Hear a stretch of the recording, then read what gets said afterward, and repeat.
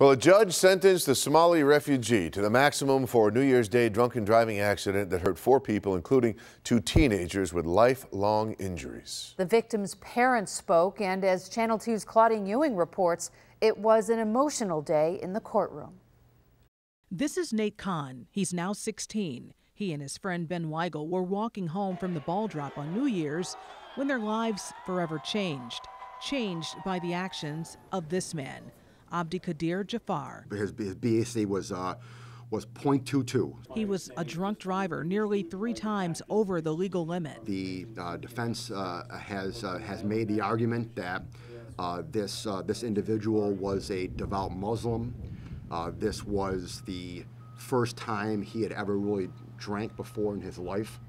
He, did not understand or comprehend the effects of alcohol. No excuse, says the DA. The argument that he didn't know what he was doing when he was drinking has absolutely zero bearing on me, and it had zero bearing with the judge as well. Because Judge Ken Case, who fought back tears, sentenced Jafar to spend 3 1/3 to 10 years in prison, telling him, "If I had to sentence you for the hurt, it would be life without parole." The one young man who had the concussion and herniated disc and other back issues, he's so emotionally distraught by this. That young man's mother told the court her son was a top rowing athlete with permanent spinal damage now.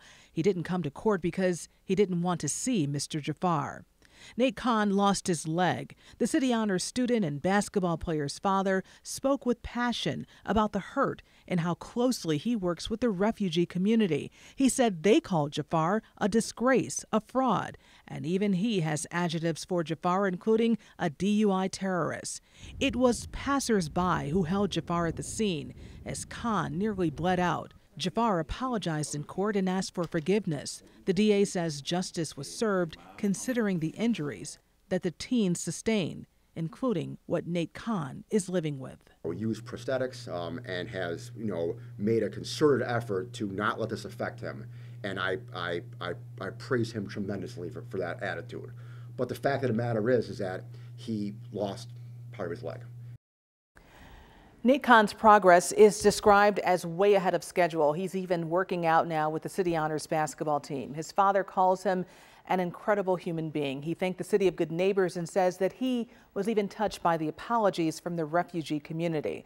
Jafar could spend up to 10 years in prison. Claudine Ewing, Channel 2 News.